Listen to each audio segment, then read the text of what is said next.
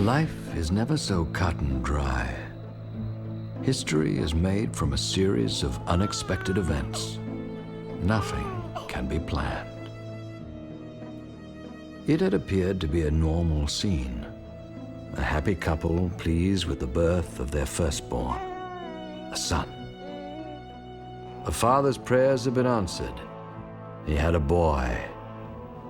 It didn't matter to her whether it was a boy or a girl.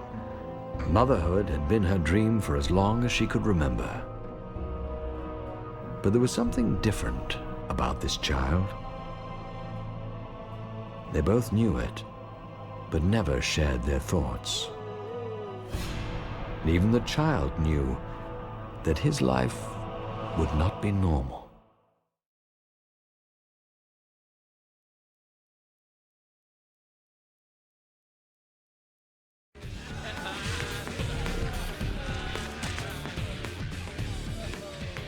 Reed Richards had always been the victim.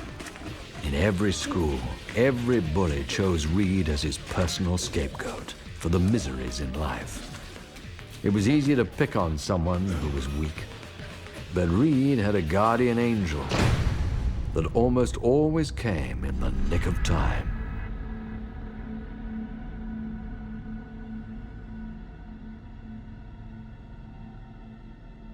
Ben Grimm didn't like bullies. A truly strong individual didn't have to squash little guys to get ahead. A truly strong individual only squashed those who took advantage of others.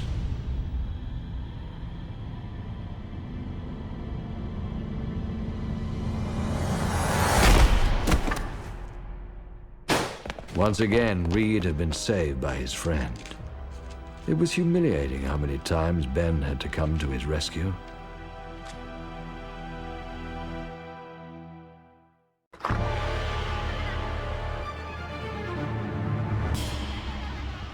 Worse was always going home.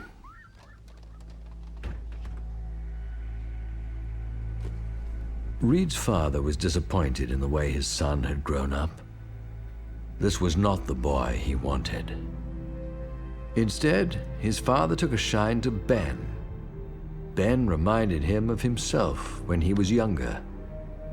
Reed's father seemed to forget that he was never a savior for the weak like Ben was. If anything, Reed's father would have been the first to dunk Reed's head in the toilet.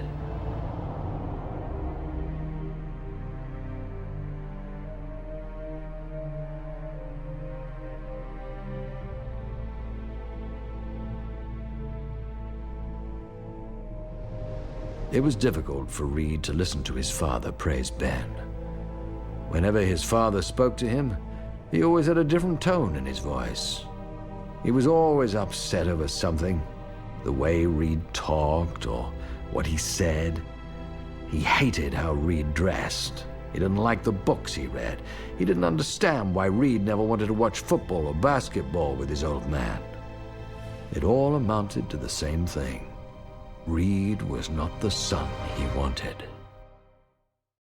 One thing you get when growing up in a family like that is a skin as tough as leather. Reed had one thing that his father could not destroy. He had his mind to escape to. His mother understood him better than he understood himself. She wanted to listen. If only he would say something that she could listen to. She could guess what he would say, but he never would say it. So all she could do was keep praying that one day he would. He might have, too, if his father hadn't walked in. He would never understand. In life, there are always those who are unable to see the future. They are generally the same people that stifle progress.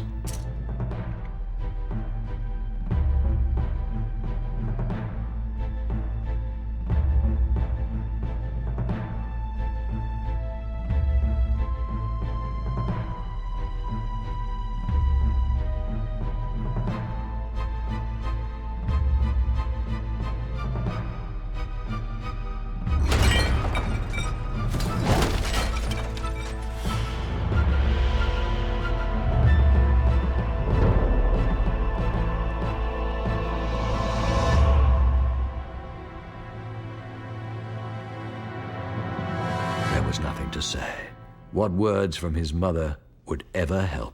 But Reed was a survivor. He had to be. Life goes on, and so does creation. It didn't matter that Ben didn't understand Reed's work. It was about the specifics. It was about respect. Ben respected everything about Reed. He was the first to call him a genius.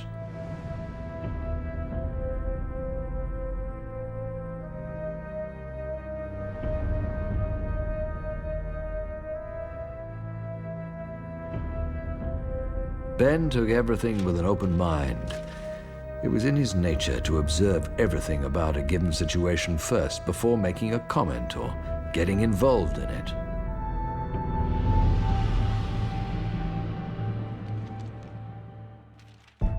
Sometimes, not knowing is better. No matter how hard Reed tried to keep it simple, it still didn't make any sense. Even a football field analogy would be futile. Was there a better way to explain it? Who knows? This wasn't everyday stuff. It would be easier to explain why women chose the men they fall in love with. Why had his mother chosen his father? He would never know. Anyway, with this stuff, even Reed was grasping at straws. Sometimes it made perfect sense to him, and other times it was as if someone else had done it. But Reed was willing to give it his best shot, explaining what he could to his friend. Reed went on and on. Poor Ben could only stand there and watch Reed's mouth open and close. It reminded him of the moments during a football game when his coach ranted and raved on the sidelines.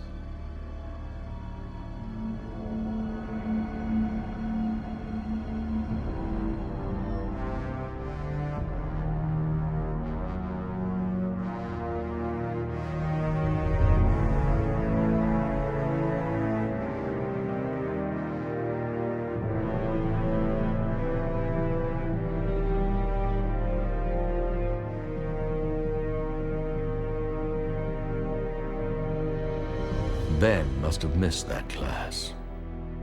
If Ben never felt something all around him, it was time for a shower.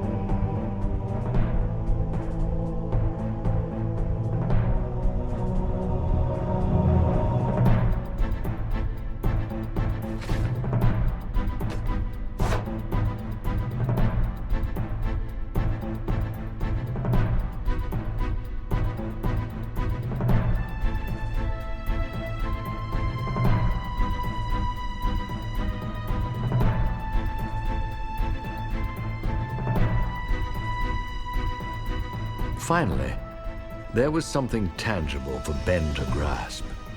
Candy bars and things he'd seen in the movies.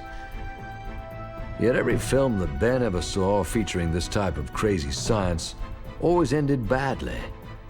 Even Reed knew that. He had to remind himself that the rules in which movies are written do not control life. Life was generally mundane. Though there are those who would always argue that life was always stranger than fiction. Otherwise, it would be boring.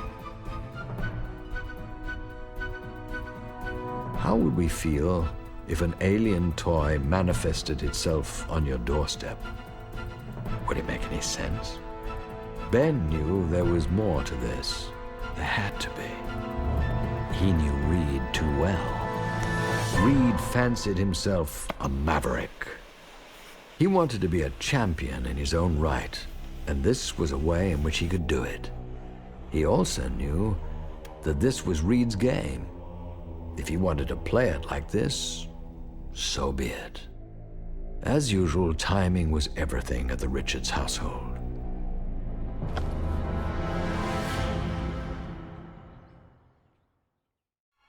Interruptions always came at the worst moments, always catching Reed off guard.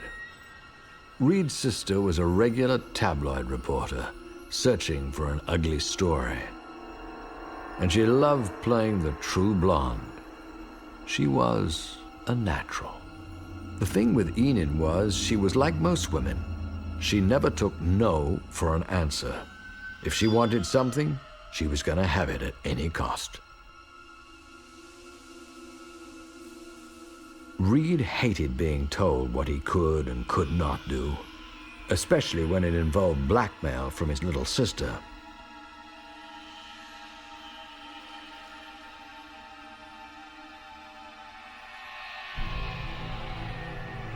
Some people are cut out for certain things, and others are not. Everyone has their specialty. Understanding quantum mechanics was not a highlight in Ben's life, nor was memorizing offensive plays and the importance of a linebacker on Reed's must-do list. But that's why they were great friends. They didn't need to see eye to eye. They learned from each other.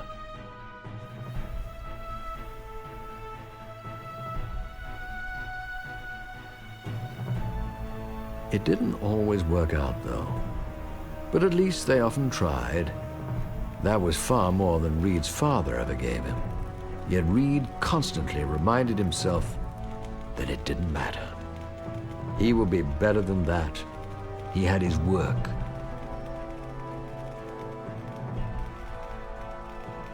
It was difficult for Reed to sleep at night. His mind was always buzzing with numbers and experiments.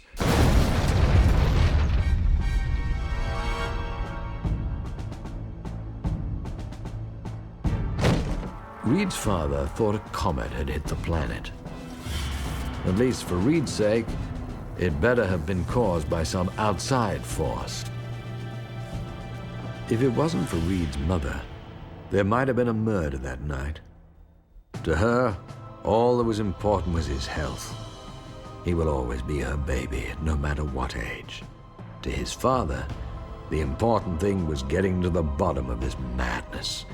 The kid was obviously born on a bad day. When push came to shove, he couldn't have actually been his. He never would have spawned such a mess.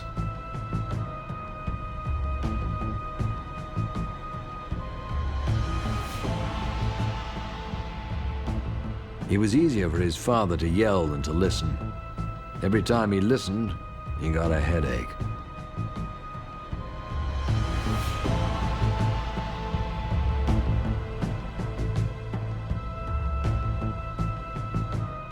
But as I said before, his mother wanted to listen. Reed just never spoke to her.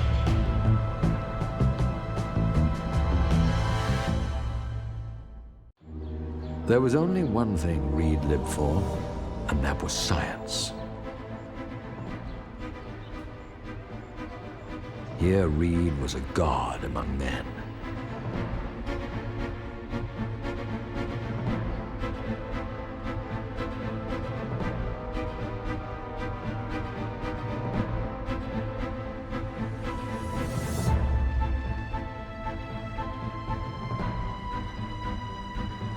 Reed was well beyond the other students. They were obsessed with the way magnets worked or bought home science kits from electronics stores for 2 weeks' allowance. He wasn't the best public speaker. He had to stay glued to his notes or he couldn't talk.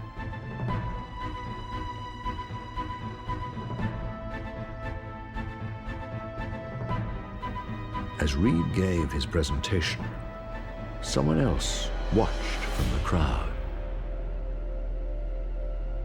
Their interest was more than just a curious teacher or an awe-inspired parent, for every word Reed said made their heart pump faster.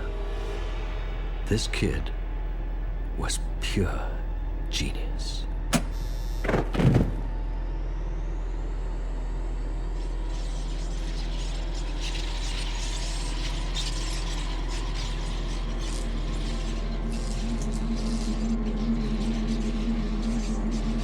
And within that split second, Reed would never be bullied again.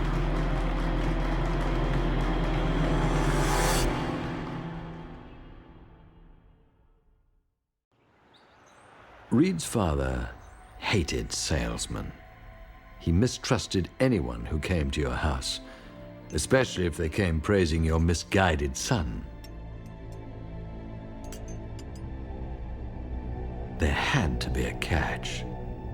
There was always a catch. Nothing was ever for free in this world.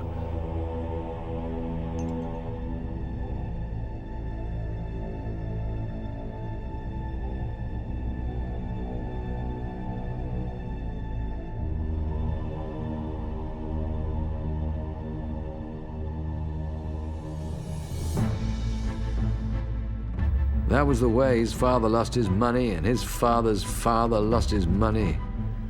It was not going to happen again, especially from some wannabe hotshot in a beret. The guy refused to drink his coffee. What the hell was wrong with his coffee? How come his coffee isn't good enough for him, but his son is? Go figure.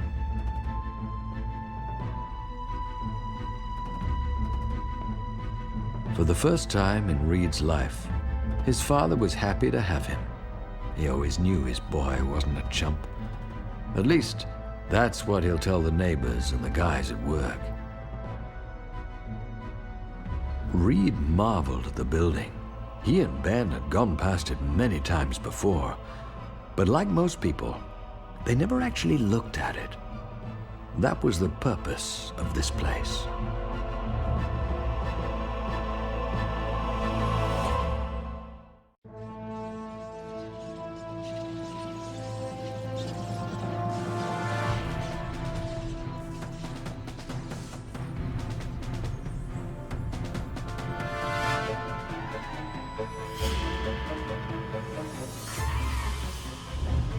Reed was awestruck by his reception. Here was a real scientist, over twice his age, shaking his hand. His father never once shook his hand. Plus, Professor Storm even knew everything about him and his work. He even had a pretty daughter. What else could one ask for?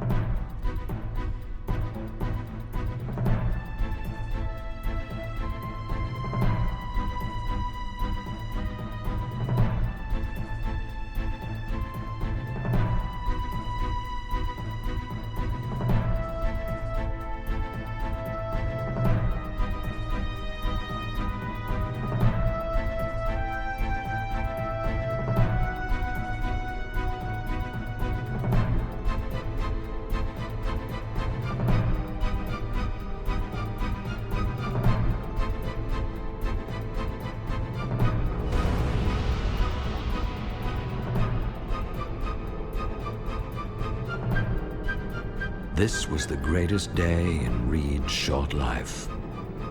He didn't know that it was all slowly going to come crashing down around him.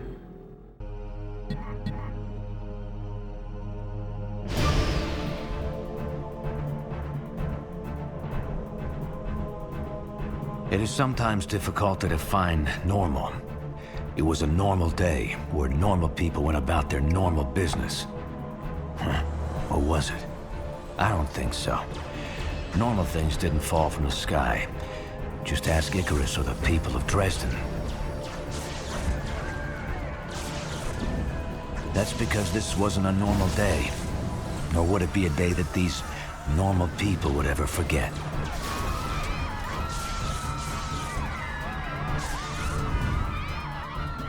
Some were more frightened than others.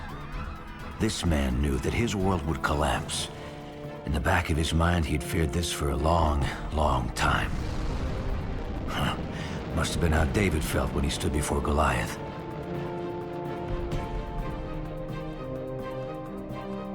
Or how anyone feels when the Grim Reaper turns up at your door, knowing your name.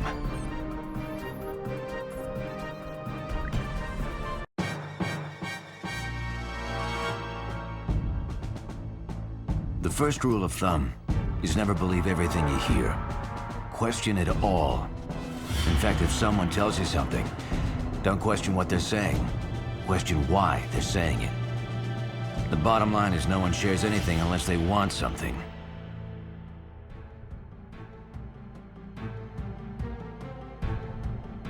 History is written by the winners. It is made, created by the ruling class. Money talks, and people listen.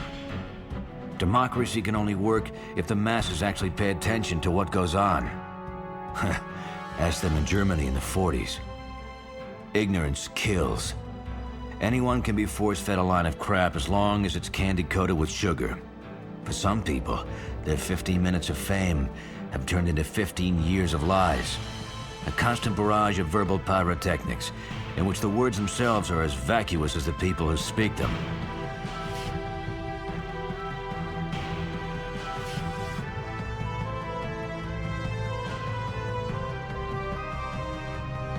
Thank God, actions speak louder than words.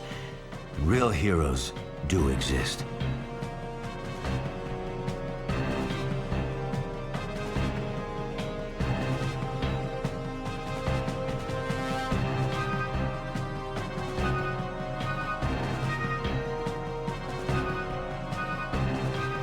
But with every hero, there is a counterpart.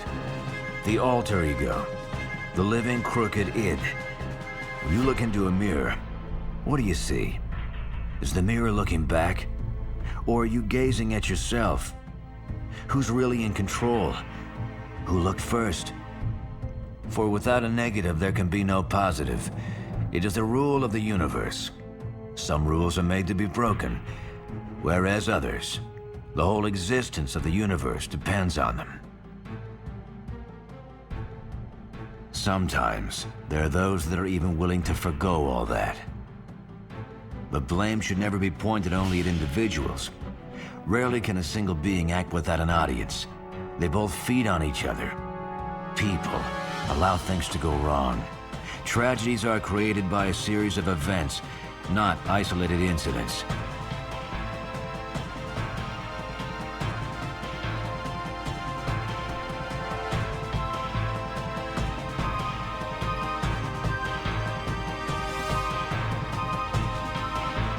The Titanic didn't sink because it struck an iceberg. It sank because it was made.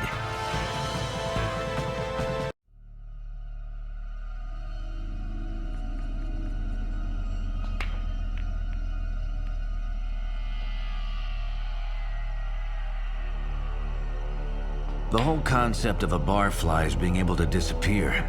Yet, somehow, there are those that won't let you.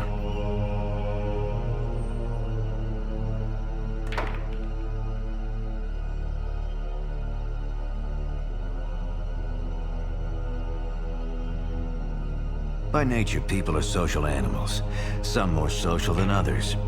Of course, there are those that don't go for the social thing at all. They prefer to break up harmony wherever they can. To them, being social is breaking a few heads. These people never learn. For when you look for trouble, all you find is trouble.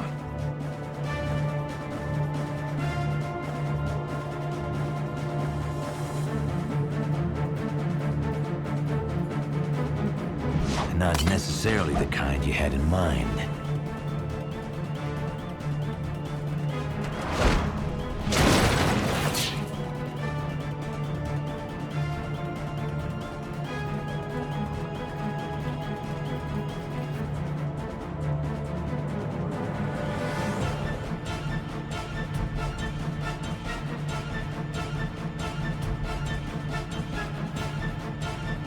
The shame of it all is there is injustice everywhere.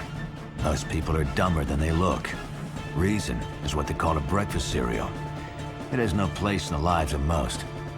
And then we question why we have attention deficit disorder, learning problems, and a high divorce rate in this country.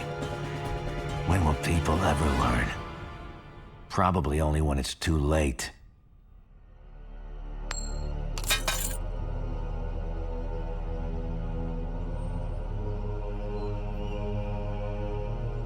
Fortunately, every possibility is also available in this universe.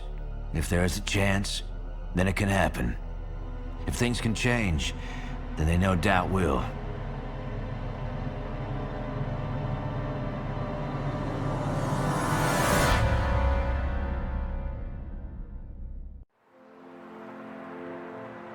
There are places in America that get a bum rap, some justifiably so.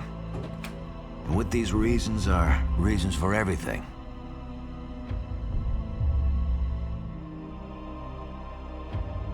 There is a reason why pretty girls sell toothpaste.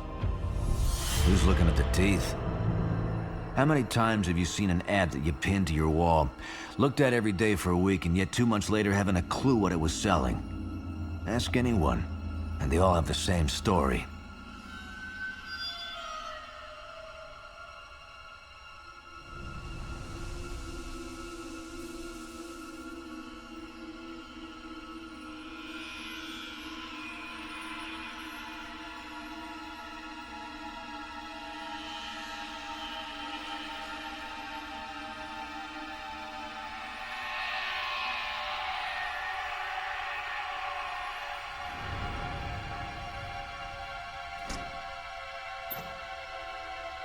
Authority also has a way of striking fear in others. Hey, look, no one wants to get caught with their pants down when it happens. The syndrome called tunnel vision sets in.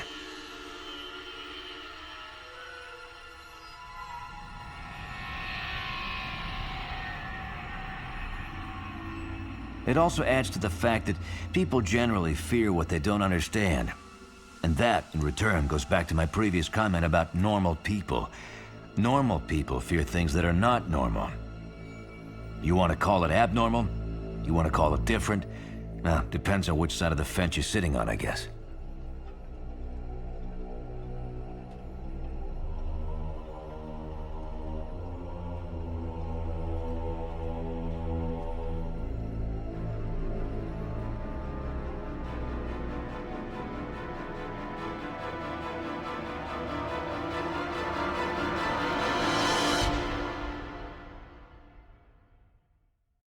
But enough of the rhetoric.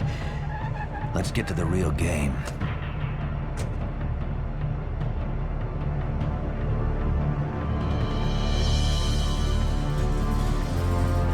He waited hours for this moment to occur. Everyone was on high alert. You could smell the tension in the air. He was a sitting duck out there, and he knew it.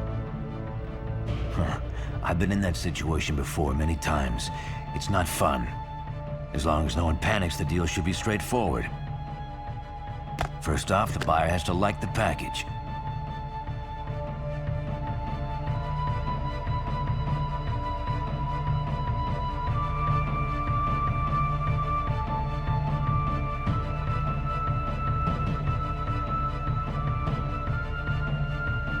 The foundation of capitalism is buyers and sellers. The price is dictated by demand. In some transactions, there are no guarantees, so you have to bring your own. He planned for moments like this.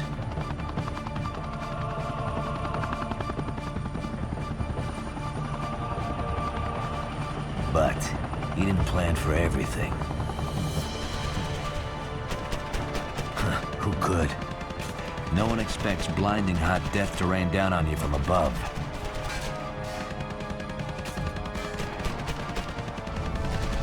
Or the people that you knew and trusted to be killed before they hit the ground.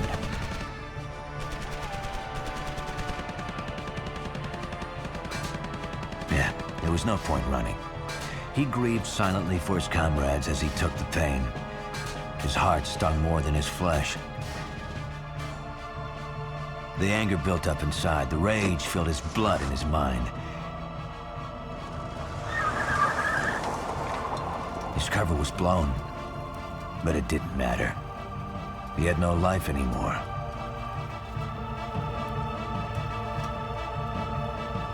Once again, he had been betrayed by existence. It was futile. He wasn't allowed to care.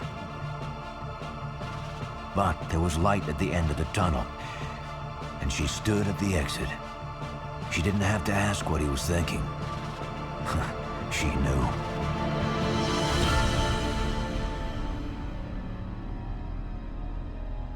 He'd always been waiting for someone like her. He'd given up hope that she ever existed. Now he could live again.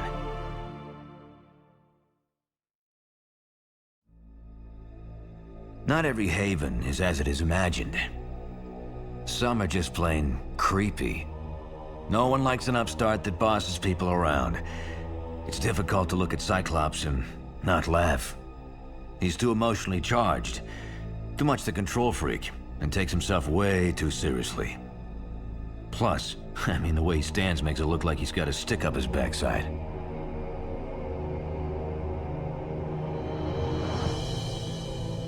And yet they stood there and listened like polite students.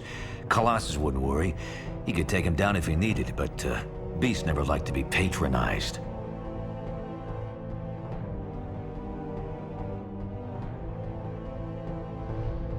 Sarcasm would only go so far. All in all, it was a good team, and they knew it. There was an understanding between them that felt right. It was like a separated family reuniting after many years of being apart. Nothing needed to be explained. No introductions needed to be done. The only thing on their minds now was, what was this place? And who put them together?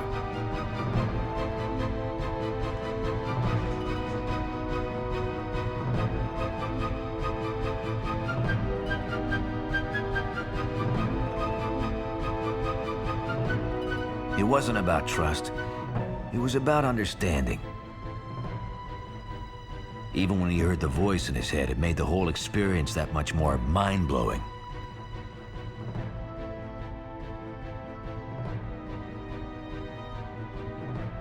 It was gentle, almost calming. Just the sort of tone that the Pied Piper would have played for his rats.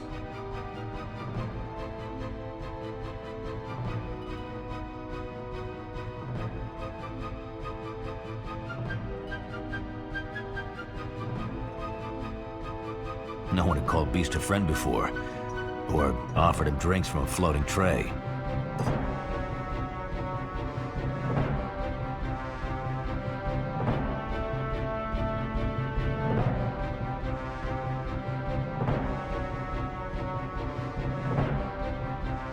He didn't look like much. The wind would blow him over if he wasn't in a wheelchair. But hey, he was the boss. He had a gentle look in his eye. Probably would fail miserably as an apprentice, but this was his show. He was in control and he knew it. He didn't have to show off.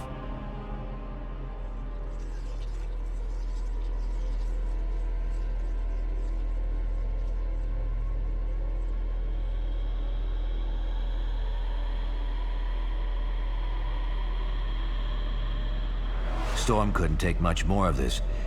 It wasn't in her rebellious nature to accept everything at face value. She was street smart, and it showed. Even though this Xavier wasn't a threat, what was his game?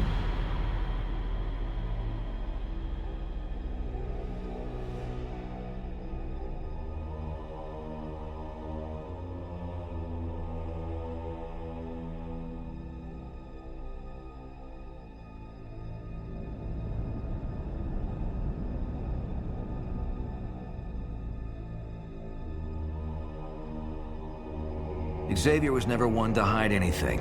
He felt that honesty was the most important thing we had. He especially had to be honest with his team. What he was asking of them could possibly turn into the greatest sacrifice any one of these mutants had ever dreamed. He had to show them that they were all equal in his eyes. He respected them and their so-called abnormalities. To him, that is what made them special.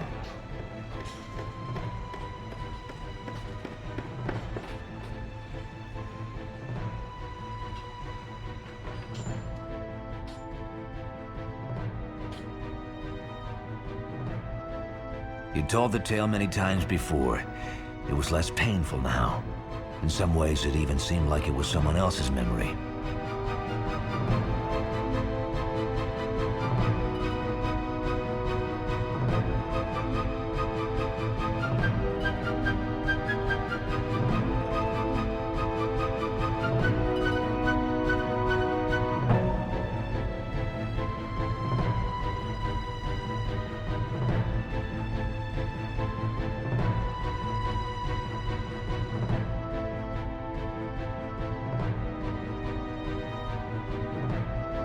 Look, no one likes the truth.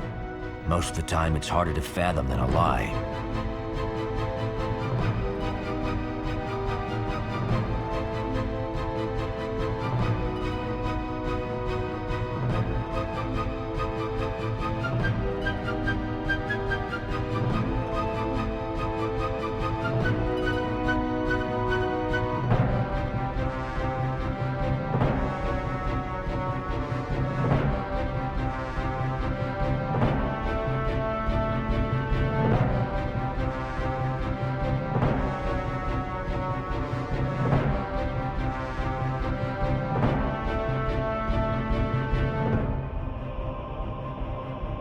All of them could relate to being a scared child hiding in the corner of a bus. It was something that none of them would ever admit. But they'd been there.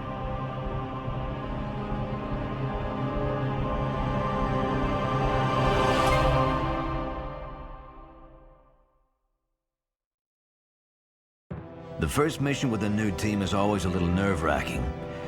One can only hope that everyone does their job. But I've been in too many situations where I've been let down. Too many promises have been made as individuals tend to overestimate their abilities. I've even seen the biggest loudmouths turn into gun-shy cowards. But this team worked well so far. Like clockwork, they played the roles perfectly until the real trial would begin.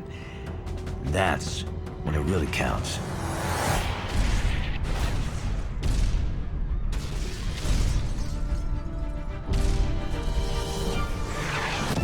The bigger the enemy, the bigger they fall. That's what I've always believed.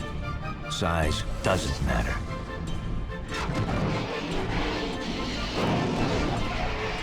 It may be another thing to be fried in a bus, but I've had worse.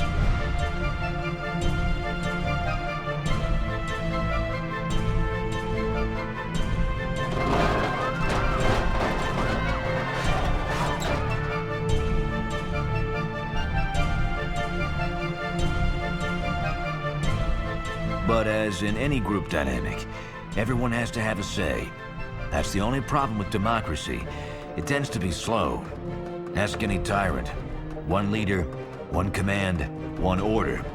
Take away protocol, and you got nothing.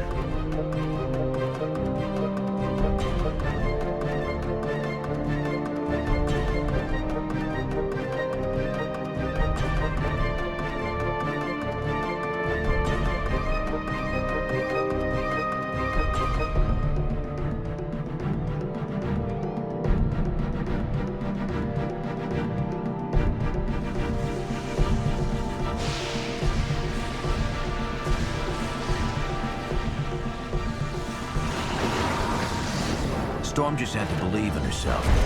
No one else in her past ever did. So why should she?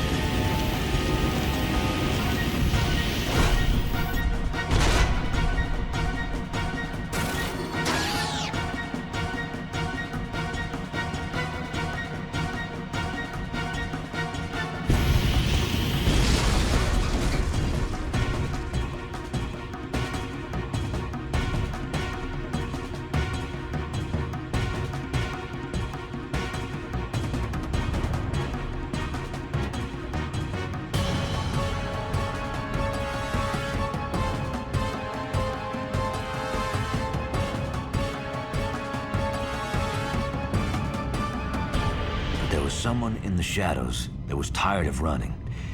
He'd taken all that he could take and he was exhausted. Now it was his turn.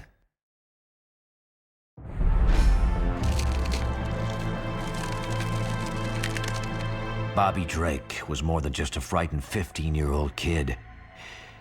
He had a natural gift that he wouldn't accept. Until now.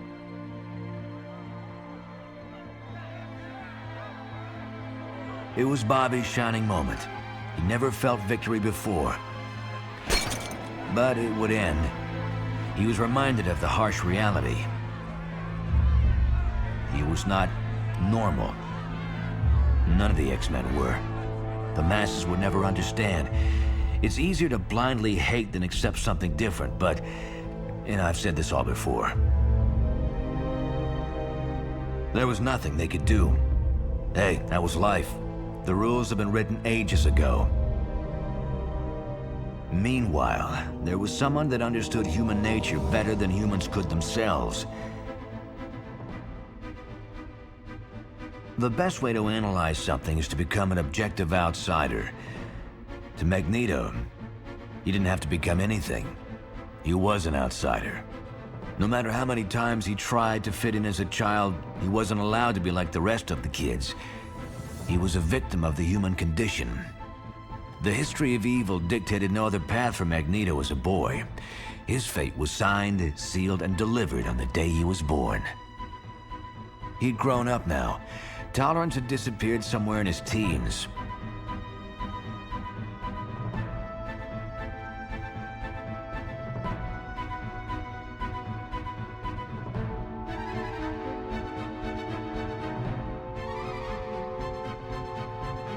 Now Magneto didn't even bother to go through the motions.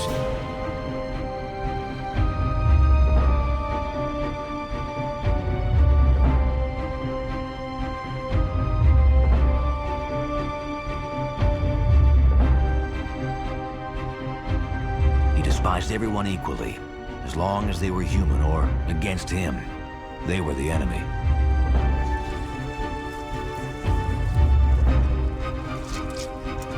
That's the way Magneto liked it.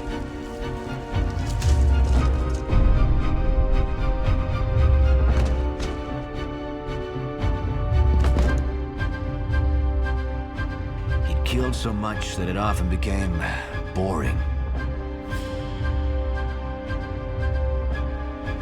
That was something that I also understood.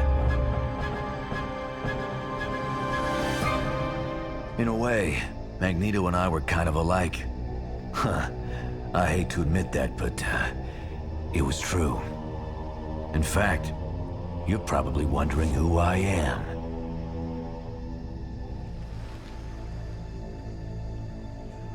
Well, here's where I come in. Surprised? Huh. Who'd you think it was, bub?